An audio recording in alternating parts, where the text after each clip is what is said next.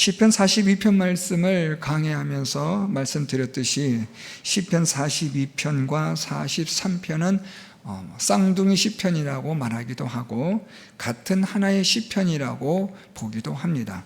시편 42편과 43편은 한 시인이 기록한 것으로 보고 있는데요, 여기에는 여러 가지 공통점들이 같이 나타나고 있기 때문입니다. 가장 대표적인 것이 오늘 본문 마지막에 있는 우리가 읽었던 말씀처럼 내 영혼아 내가 어찌하여 낙심하며 어찌하여 내 속에서 불안해하는가 라는 이 고백이 42편과 43편에서 동일하게 반복이 되고 있다라는 사실입니다. 그래서 우리는 오늘 이 42편과 함께 계속해서 43편을 연결해서 우리가 살펴보는 것이 본문적 정황에 맞다고 볼 수 있고, 그것이 또한 논리적인 흐름에 맞다고 볼 수 있습니다. 42편에서는 조금씩 강조점이 다른데요, 42편에서는 하나님과 성전을 갈망했던 시인에 대해서 말합니다. 물론 시인은 여러 가지의 원수들의 악한 말들로 인하여서, 또한 조롱하는 말로 인하여서 슬픔 가운데 있고 고통 가운데 있지만, 여전히 시인은 하나님의 그 살아계심과 하나님의 그 성전을 갈망하며 목마른 사슴처럼 하나님을 찾고 구했다고 한다면, 43편에서는 구체적으로 이젠 그 하나님에게로 나를 인도해 달라는 그런 내용으로 43편은 조금 다르게 구성이 됩니다. 오늘 본문의 제목과 같이 시인은 하나님의 주의 빛과 진리로 나를 하나님에게로 인도하여 달라, 하나님이 계시는 곳, 더 나아가서 하나님의 그 거룩한 산으로 나를 인도해 주시고, 이제 한 걸음 더 나아가면 하나님의 제단까지 나를 인도해 주옵소서, 이렇게 시인은 하나님께 기도를 합니다. 그래서 42편에서는 하나님에 대한 일반적인 갈망, 갈급함, 목마름 이런 것들을 표현했다고 한다면, 43편에서는 보다 더 구체적으로 하나님께서 나를 이렇게 여기로 인도해 주십시오 라는 구체적인 것들을 예시하고 있고 말하고 있다는 점에서 차이가 있습니다. 오늘 시인은 1절부터 2절 말씀을 통해서 하나님의 그러한 인도하심, 하나님께서 또한 건져주시고 구원하여 주심을 기도하는 것으로 시작하는데요, 그런데 오늘 이 1절과 2절에서 우리가 유념해서 보셔야 되는 것은 이 시인이 하나님께 어찌하여 라는 말을 반복하여 사용함으로써 하나님께 한탄하고 있다는 사실을 우리가 눈여겨볼 필요가 있습니다. 먼저 43편 1절은 우리가 이미 42편에 있던 말씀처럼 이 시인에 대하여 마음을 상하게 하는 일들, 또 시인으로 인하여 낙심하게 하는 일들, 또 시인으로 인하여서 괴롭고 고통을 주는 일들이 이 악한 자들에 의해서, 원수들에 의해서 계속되고 있습니다. 그래서 43편도 마찬가지로 경건하지 아니한 나라들, 또 불의한 자들, 간사한 자들, 그들로부터 하나님 나를 변호해 주시고 건지소서라고 시인은 하나님께 그렇게 탄식하며 기도하고 있습니다. 오늘 여기서 시인이 하나님께 기도하는 내용 가운데서 판단하시고 변호해 달라라는 그런 단어를 사용하고 있습니다. 1절에 보면 하나님이 나를 판단하시되 경건하지 않은 나라, 또한 불의한 자, 간사한 자, 그들로부터 판단해 주시고 그래서 나를 하나님이 변호해 달라, 이렇게 시인은 하나님께 기도하고 있습니다. 1절에서 우리가 중요하게 보셔야 될 단어가 이 두 가지인데요, 판단과 변호라는 겁니다. 자, 판단한다라는 이 히브리어는 하나님의 공의와 정의가 기준이 되는 것을 말합니다.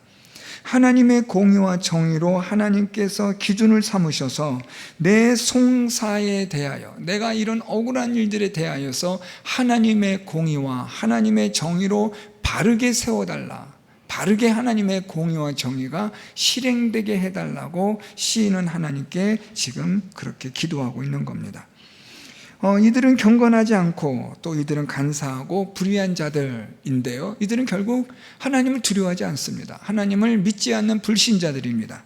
그렇기 때문에 하나님을 믿고 의지하고 살아가는 자들, 또 이 세상 자체가 하나님을 불신하고 대적하는 세상이기 때문에 하나님을 믿고 의지하는 자들에게 있어서 늘 항상 있는 일들은 오늘 시인과 같은 이런 억울한 일들이 항상 있습니다. 그런 가운데서 오늘 시인은 하나님께 말하기를 하나님께서 이 모든 일들을 판단하셔서 변호해달라.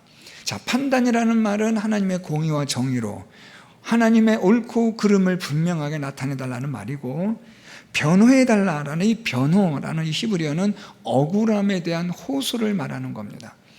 하나님께서 나를 변호해 주십시오. 나는 정말 억울합니다. 하나님, 저 불의한 자들에게서, 간사한 자들로부터, 또한 저들이 지금 하나님을 경외하지 않는, 경건하지 않는 자들인데 저들이 행하는 그들의 그 악한 일들로 인하여 하나님, 나는 너무나 고통스럽습니다. 그러니까 하나님의 공의와 하나님의 정의로 나의 이 억울함을 해결해 주옵소서. 그래서 여기서 이 판단과 변호는 이런 의미들로 사용이 되어지고 있습니다. 하나님의 공의와 정의로 내가 지금 하나님을 믿는 믿음으로 경건한 자의 삶을 살아간다는 것 때문에 내가 지금 너무나 억울한 일을 당하고 있는데 하나님이 이 일을 변호해 주십시오.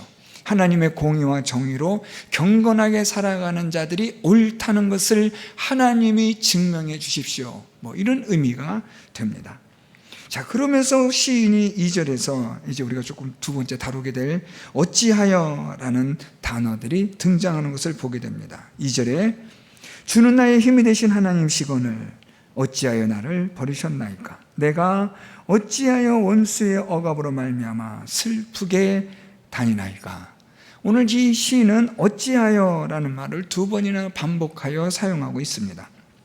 이유는 이 2절의 상반절에 2절을 시작하는 내용에 있는데 주는 나의 힘이 되신 하나님이신데 라는 말입니다. 하나님은 나의 힘이시잖아요 라는 말인데, 여기서 이 힘이라는 히브리어는 견고한 요새라는 뜻도 있고요, 피난처라는 뜻도 있습니다.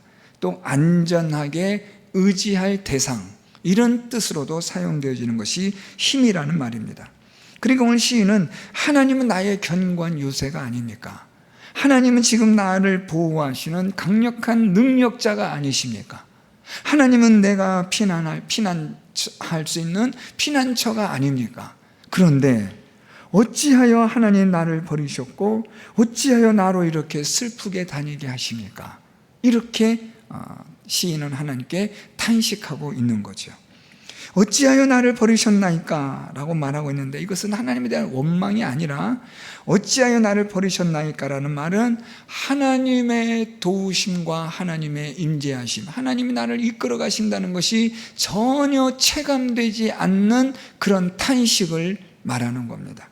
무슨 말인가 하면 지금 나는 너무너무 이 고통 가운데서 이 불의한 자들, 또한 간사한 자들, 하나님을 경외하지 않는 자들, 이들로 인하여 난 지금 너무나 많은 억울한 일을 당하고 있는데 왜 하나님은 이렇게 침묵만 하고 계십니까? 라는 탄식인 거예요. 왜요? 하나님은 힘이 있으시잖아요. 내가 믿는 하나님은 전능하신 하나님이시잖아요. 하나님은 내 피난처가 되시잖아요. 하나님 나를 도와주시는 분이 맞으시잖아요. 그런데 왜 하나님 나를 이렇게 이 고난 가운데 있을 때 하나님은 침묵만 하십니까? 하나님 나를 도와주옵소서, 하나님이 왜 가만히 계십니까? 하는 이 시인의 정말 안타까운 그런 부르짖음의 기도인 겁니다. 그래서 여러분, 오늘 이 어찌하여라는 이 첫 번째 어찌하여는 하나님과의 관계를 통해서 오는 시인의 탄식의 어찌하여라는 말입니다. 여러분, 우리가 이런 거 많이 겪지 않습니까? 정말 힘들고 어려운데 하나님은 모르는 척 하시는 것 같이, 모르시는 것 같이 그렇게 느껴질 때가 여러분 있지 않아요? 나는 너무너무 힘들어서 막 숨을 헐떡거리고 있는데 하나님은 그냥 어떤 미동조차 하지 않으시고 그냥 내버려 두시는 것 같은 그런 느낌을 여러분 우리가 받을 때가 있잖아요. 물론 하나님은 우리를 그냥 내버려 두시는 분은 아님에도 분명하지만 하나님은 분명히 전능하신 하나님이시고 오늘 시인이 말한 것처럼 하나님은 나의 힘이 되신 하나님은 맞는데 우리에게 이것이 체감되지 않으니까 우리가 이것으로 인해서 때로는 탄식하고 때로는 이것 때문에 우리가 하나님에 대해서 실망하기도 하죠. 그렇지만 분명한 것은 하나님은 오늘 시인이 말한 것처럼 나의 힘이 되신 하나님이라는 사실은 변함이 없다는 거죠. 그러니까 시인은 더 많이 괴로운 거예요. 하나님은 전능하신 하나님인데, 하나님은 지혜로우신 하나님인데, 하나님은 모든 것들을 다 하실 수 있는 능력의 하나님이신데, 왜 내가 이렇게 고통과 고난 가운데 있을 때 하나님은 아무것도 안 하시고 왜 나를 도와주지 않으실까 하는 그런 하나님과의 관계 속에서 오는 어찌하여라는 탄식으로 우리가 볼 수 있습니다. 두 번째 어찌하여가 등장하는데요, 2절에 내가 어찌하여 원수의 억압으로 말미암아 슬프게 다니나이까 라고 오늘 시인이 이렇게 말합니다. 여기서 이 억압이라는 히브리어는요, 짓누르는 상태예요. 여러분, 우리가 왜 어떤 기름을 짤 때 짓누르잖아요, 으깨는 것처럼. 오늘 여기서 말하는 이 억압이라는 히브리어는 바로 그런 거예요. 짓누르는 거예요, 으깨는 거예요. 그러니까 지금 시인은 어떤 상태에 있냐면 원수들의 억압으로, 이 원수들은 우리가 1절에서 보았던 것처럼 경건하지 않은 사람들, 또 불의한 자들, 간사한 자들, 하나님을 두려워하지 않는 사람들이에요. 이런 자들의 억압으로 짓눌려지는 거예요. 이런 사람들 그냥 아주 힘들게 만드는 거죠. 물리적이든지 그것이 정서적이든지 어떤 것이든지 간에 그런 환경과 상황 가운데서 시인은 정말 죽겠는 거예요. 어떻게 표현하는 거 보세요. 내가 이런 원수들의 억압으로 짓눌림으로 으깨어짐으로 어떻게 다닌다 그래요? 슬프게 다닙니다. 여러분에서 이 슬프게 다닌다, 이 슬프다라는 히브리어는요, 어둡게 다니다라는 뜻도 있고요, 또는 애통하며 다닌다라는 뜻도 있어요. 그런데 아주 잘 설명해 주는 뜻이 하나 있는데 그게 무엇이냐면 상복, 사람이 죽으면 입는 상복 있잖아요. 상복을 입은 사람처럼 슬퍼하며 다니다라는 뜻이 있어요. 저는 이 표현이 참 마음에 와닿았어요. 슬프게 다닌다라는 말은 어떤 뜻인가? 죽은 사람을 애도하고 애통하는 그런 상복을 입은 사람이 애통과 슬픔의 얼굴로 다니는 것처럼 오늘 시인은 그만큼 괴로운 거예요. 그만큼 힘든 거죠. 누굴 때문에요? 원수들 때문에요. 대적들 때문에요. 하나님을 두려워하지 않고 하나님을 무서워하지 않고 하나님을 경외하지 않고 간사하고 불의를 행하고 부도덕한 자들, 그런 자들로 인해서 시인은 너무너무 힘든 거예요. 그래서 시인이 하나님께 말하는 거예요. 하나님, 어찌해서 이들로 인하여 내가 이렇게 짓이겨지도록, 그래서 내가 이렇게 슬픔 가운데서 상복을 입은 사람처럼 애통하며 다니도록 하나님 나를 왜 이렇게 내버려 두십니까? 라는 시인의 탄식인 거죠. 여기서 두 번째 어찌하여는 이 시인이 겪고 있는 현실적인 고난, 괴로움, 환난, 시련, 이런 것들로 인한 어찌하여라는 것입니다. 첫 번째 어찌하여는 하나님과의 관계 속에서 하나님 혹시 나를 버리신 건 아닌가라는 그런 안타까운 탄식의 어찌하여고, 두 번째로 이 어찌하여는 원수들의 그 짓누르고 으깨어지는 이 고난의 현실 속에서 하나님 왜 나를 이렇게 슬픔 가운데 내버려 두십니까? 라는 탄식의 어찌하여를 말하고 있는 겁니다. 그러니까 여러분, 지금 우리가 1절, 2절의 상황을 보면 이 시인이 지금 얼마나 고통 가운데 있는지, 얼마나 힘들어하는 가운데 있는지를 우리가 잘 알 수 있습니다. 자, 그런 이 시인이 이제 하나님께 기도를 하기 시작하는데 3절 말씀에 주의 빛과 주의 진리를 보내시어 나를 인도하시고 주의 거룩한 산과 주께서 계시는 곳에 이르게 하소서. 이제 시인이 본격적으로 하나님께 기도하는 거예요. 1절과 2절은 지금 자신이 처한 상황에 대해서 하나님 앞에 어찌하여 하고 탄식하며 기도했습니다. 이제 시인은 이런 탄식 가운데서 끝나고 머무는 게 아니라 하나님께 이제 구체적으로 기도하는 거예요. 하나님, 나를 이렇게 해 주십시오라고 기도하는데, 그런데 여러분, 시인의 이 기도 내용이 기가 막힌 거예요. 이 시인은 여러분, 우리가 1절과 2절의 상황에서만 본다면 하나님께 시인이 기도하는 내용은, 간구하는 기도의 제목들은 3절에서 당연히 하나님, 이 불의한 자들, 간사한 자들, 하나님을 경외하지 않는 이 경건치 아니한 자들, 또한 나의 원수들, 나를 짓이겨버리는 자들, 하나님 이 사람들을 다 하나님 없애버리시든가 나를 여기서 벗어나게 해주십시오라는 그런 3절이 나와야 되는 것이 당연할 텐데, 오늘 시인은 그런 기도를 하지를 않아요. 오히려 시인은 어떻게 보면 약간 좀 생뚱맞은 기도를 하는 거예요. 오늘 3절 말씀 보세요. 주의 빛과 주의 진리를 보내시어 나를 인도하시고 어디로요? 주의 거룩한 산, 주께서 계시는 곳, 거기로 인도하셔서 거기에 이르게 하소서. 여러분, 이 시인의 이 기도가 공감이 되십니까? 지금 고통 가운데 있잖아요.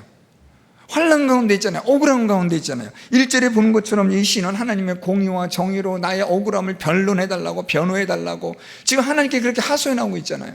어찌해서 하나님은 전능하신 하나님이신데 나로 하여금 이렇게 하나님 나를 버리시고 하나님 침묵하신 것처럼 하나님 왜 이렇게 나를 이렇게 힘들게 하십니까? 환난과 고난으로 인해서 원수들이 지금 나를 짓이기고 있는데 슬프게 왜 나를 이렇게 다니게 하십니까? 그러면 여러분, 당연히 이 시인은 하나님께 기도하기를, 하나님 제발 이 환난과 고난에서 벗어나게 해주십시오라고 기도해야 되는데, 오늘 시인은 하나님께 인도하심을 구하는데 어디로 인도해달라는 거냐면 주의 거룩한 산, 주께서 계시는 곳으로 인도해달라.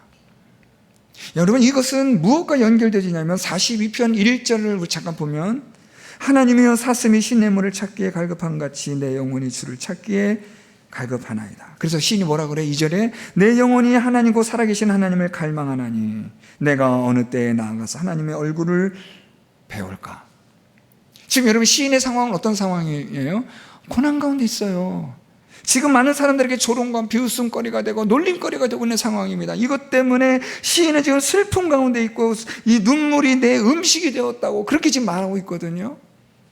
그런데 이 시인은 오늘 이 43편에서 무엇을 말하냐면, 하나님, 내가 이런 가운데 있지만 어찌하여 내가 이런 고통 가운데 있는지 난 잘 모르지만, 그런데 하나님, 내가 하나님께 간구하는 것은 하나님의 빛과 진리로 인하여서 나를 인도하시고 그래서 주의 거룩한 산과 주께서 계시는 곳에 이르게 해 주십시오. 고난과 환난 가운데 있는데 이 시인은 고난과 환난의 문제에 거기에 지금 들여다보고 있는 게 아니라, 그 문제의 해결점을 찾는 게 아니라 하나님이 계시는 곳, 하나님께서 임재하시는 곳, 그곳으로 나를 인도해달라는 거죠. 하나님을 이 시인은 갈망하는 거예요.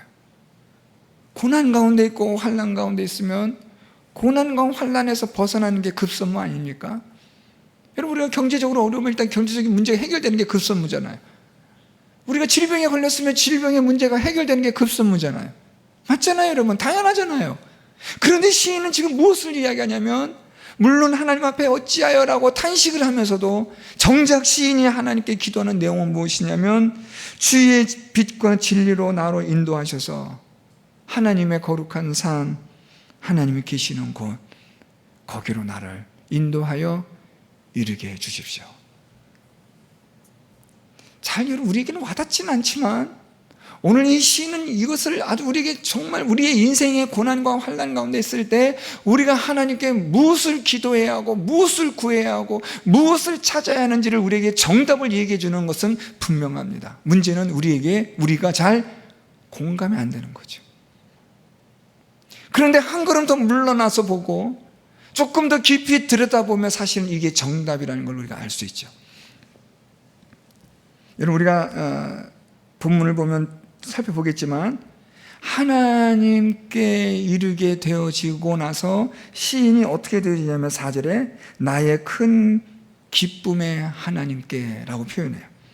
내가 수금으로 하나님을 찬양하리이다, 이렇게 고백을 해요.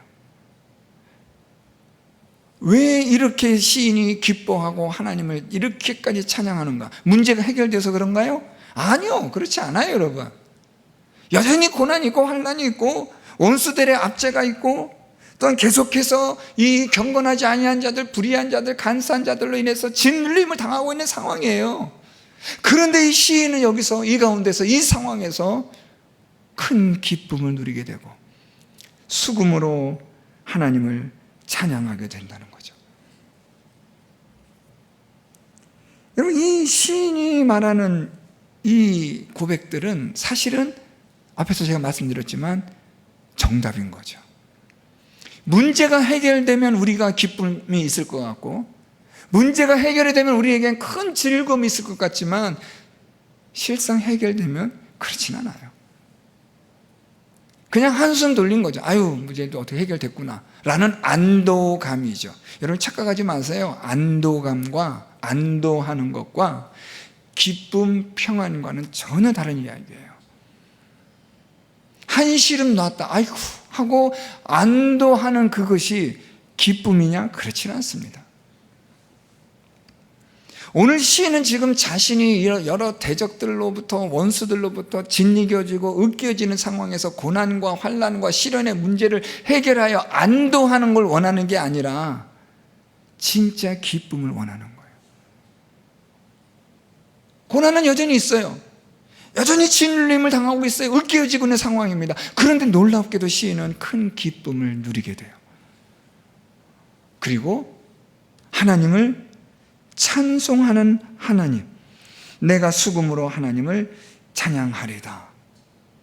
그래서 시인은 다시 결론적으로 무슨 말이에요? 내 영혼아 내가 어찌하여 낙심하며 어찌하여 내 속에서 불안해하는가? 너는 하나님께 소망을 두라. 그가 나타나 도우심으로 말미암아 내 하나님을 여전히 찬송하리로다. 이렇게 고백으로 나아가거든요. 자 보세요.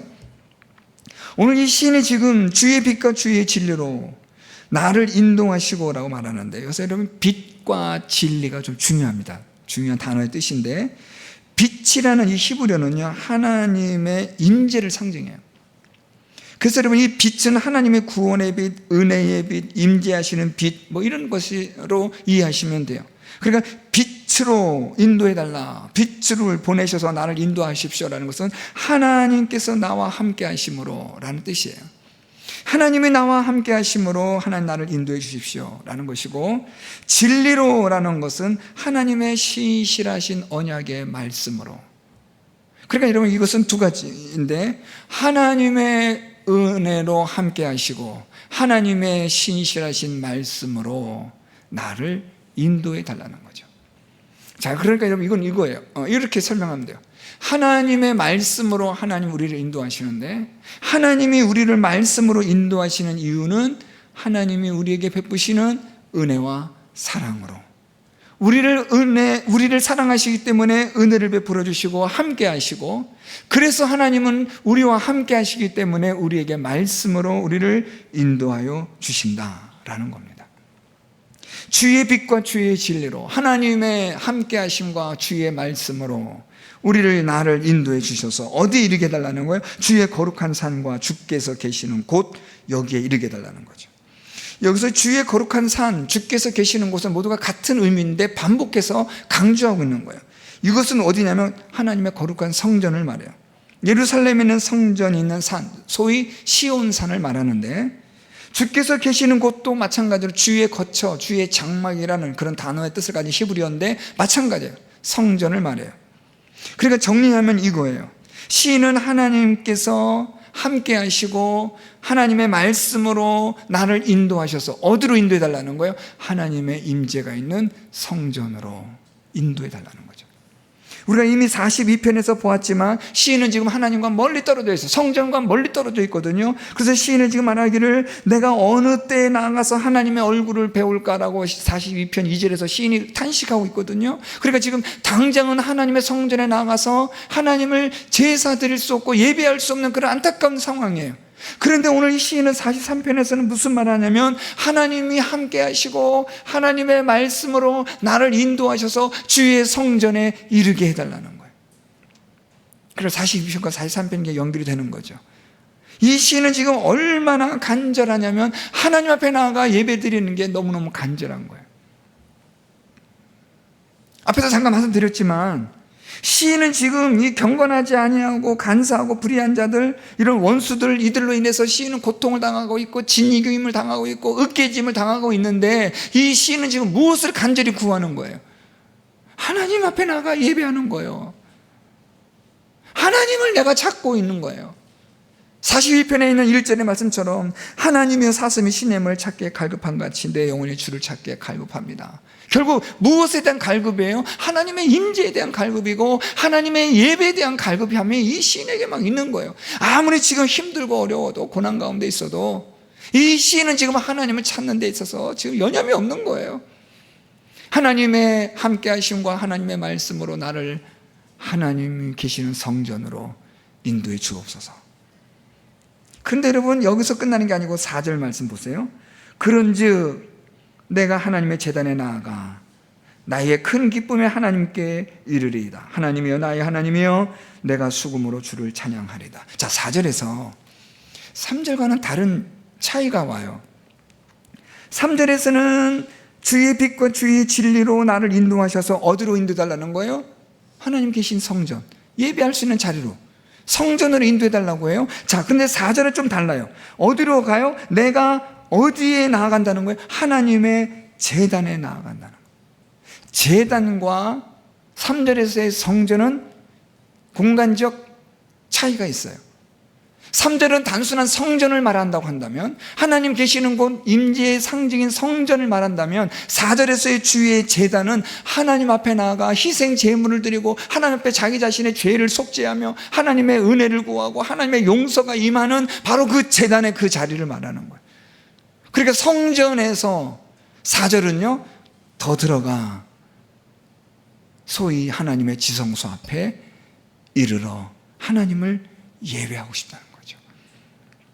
여러분, 우리가 교회를 와요. 교회를 오시는데, 교회를 오셔서 가시는 분이 있고, 교회를 오셔서 하나님의 소위 오늘 본문처럼 이야기한다면 제단 앞으로 나오시는 분도 있겠죠. 교회는 올 수 있어요, 여러분. 뭐 아무나 교회도 올 수 있잖아요, 여러분. 지나간 사람도 올 수 있고. 교회로 올 수 있어요. 3절처럼 오늘 시인은 하나님 앞에 간절히 기도하는 거예요. 주의 빛과 진리로 나를 하나님 계신 곳에 나를 이르게 하소서라고 기도를 해요. 그래서 하나님 성전에 나와요. 문제는 뭐냐면 성전에 왔지만 제단 앞까지는 나아가지 않을 수도 있잖아요. 여러분, 우리가 우리 교회가 좀 여기저기 사람들이 많이 다닐 수 있도록 우리가 교회가 이렇게 좀 개방되어 있으니까 사람들이 많이 다니잖아요. 교회로 다 사람들이 와요. 약속 잡는데 보면 석교교 앞으로 와야 돼. 석교 앞에 와서 차 타고 가고 막 그러더라고요.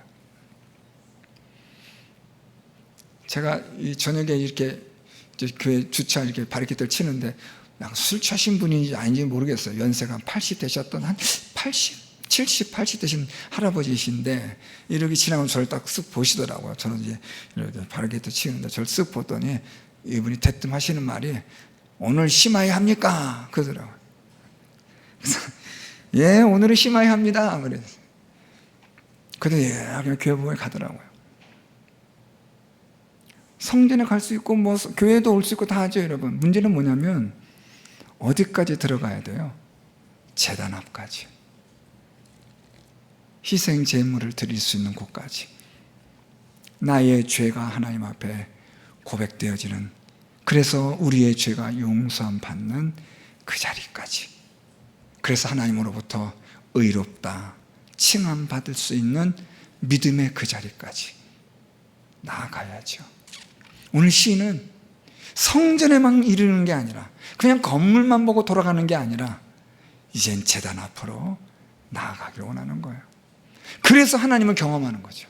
하나님의 임재를 경험해요. 그러고 나니까 시인이 무슨 말이에요? 4절 중반절에 나의 큰 기쁨에 하나님께 이르리이다. 하나님을 경험하고 나니까요, 마음에 무엇이 넘치는 거예요? 큰 기쁨으로 충만한 거예요. 동방에서 어떤 박사들이 예수님, 아기 예수를 만나고 그들은 크게 즐거워하고 기뻐하잖아요. 하나님을 경험한 사람들의 공통점이 무엇이냐면 큰 기쁨이에요. 하나님을 경험하지 못하면 여러분, 우리에게 기쁨이 없고 평안도 없고 즐거움도 없어요. 그런데 하나님을 경험하고 나면 하나님이 우리에게 주시는 큰 기쁨이 있는 줄 믿습니다. 저는 우리 성도 여러분들이 이 교회 건물로, 교회 안에만 들어와서 이것으로 끝나는 게 아니라 하나님의 거룩하신 임재 앞으로 나아가고 하나님의 거룩하신 속죄사 앞으로 나가 우리의 죄가 고백되어지고 회개되어지고 하나님 앞에 용서함 받아 하나님으로부터 의롭다함을 얻는 구원의 확신과 경험을 통하여 하나님 주시는 큰 기쁨을 누리며 살아가는 우리 성도 여러분들이 될 수 있기를 축복합니다. 오늘 이 시인이 말한 것처럼 말입니다. 그래서 우리 날마다 기도해야 돼요. 하나님, 주의 빛과 주의 진리로 하나님의 함께 하심과 하나님의 말씀으로 나를 하나님 계신 곳에 인도하여 주시고, 그리고 주의 제단 앞으로 나를 인도하여 주옵소서. 오늘 시인은 이렇게 하나님의 큰 기쁨, 하나님을 경험하고 다짐을 합니다. 하나님이여, 나의 하나님이여, 내가 수금으로 주를 찬양하리다. 이제 이 시인은 하나님께 내가 수금으로 하나님을 찬양하겠다, 이 기쁨에서, 큰 기쁨에서 이제 더 한 단계 발전되는 거예요. 큰 기쁨으로만 끝나는 게 아니라 이제는 수금을 가지고 하나님을 찬양하는 거예요. 큰 기쁨이라는 것은 좀 어떻게 보면 내적인 거예요. 마음의 내면의 기쁨으로 가득해요. 충만해요. 그리고 수금으로 찬양한다는 것은 내적인 기쁨이 밖으로 터져나오는 거예요. 표출되는 거예요.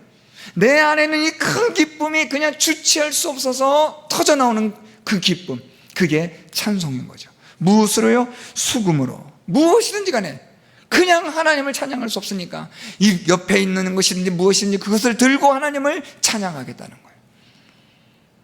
그래서 오늘 시인의 마지막 고백이 우리 42편의 고백처럼 똑같아요. 내 영혼아, 내가 어찌하여 낙심하며 어찌하여 내 속에서 불안해하는가?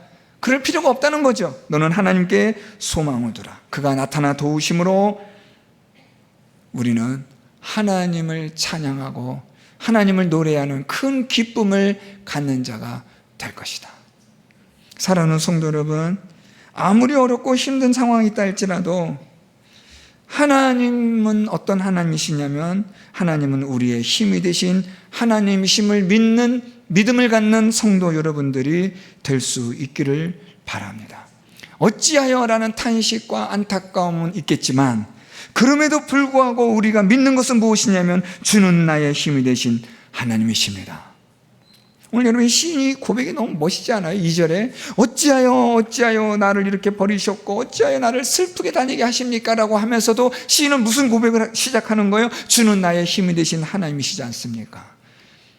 여전히 하나님을 믿고 있는 거예요. 슬픔 가운데 다니고 있고 상복을 입은 사람처럼 애통하며 다니고 있고, 또한 이 버림을 받은 것처럼 하나님으로부터 하나님이 침묵하신 것처럼, 그래서 하나님으로부터 그냥 버림받은 느낌을 받는 그런 상황 가운데 있다 할지라도 시인은 무엇을 고백하고 있는 거예요? 하나님은 나의 힘이 되신 하나님이십니다. 여러분, 아무리 어렵고 아무리 힘든 가운데 있다 할지라도 주는 나의 힘이 되신 하나님이십니다. 이 믿음의 고백만큼은 흔들리지 않는 성도 여러분들이 될 수 있기를 바랍니다. 하나님께서 나타나 도우실 것을 믿음으로 기대하며 소망하며 끝까지 인내하시는 여러분들이 되셔서 마침내 하나님께서 여러분과 함께 하시고 하나님의 말씀으로 말미암아 여러분들을 하나님의 임재 가운데로 인도하여 주셔서 큰 기쁨으로 하나님을 경험하게 하시고 즐겁게 하나님을 찬송하는 자가 되게 하셔서 우리가 겪고 있고 우리가 힘들게 고난 가운데 있는 그 상황에서도 큰 기쁨으로 즐거워하며 하나님을 찬송하며 살아가는 놀라운 믿음의 역동적인 삶을 살아가는 우리 모든 성도 여러분들이 될 수 있기를 바랍니다. 그러므로 하나님의 나타나 우리를 도우실 것을 믿고 소망하고 낙심하지 마시고 불안해하지 마시고 끝까지 믿음으로, 나의 힘이 되신 하나님 되심을 믿음으로, 하나님께서 나타나 도우실 것을 소망함으로, 아무리 어렵고 힘든 상황에서도 믿음으로 인내하며 결국에는 하나님 주시는 큰 기쁨으로 하나님을 찬송하며 나아가는 우리 귀한 믿음의 성도 여러분들의 삶이 될 수 있기를 예수 그리스도의 이름으로 축원드립니다.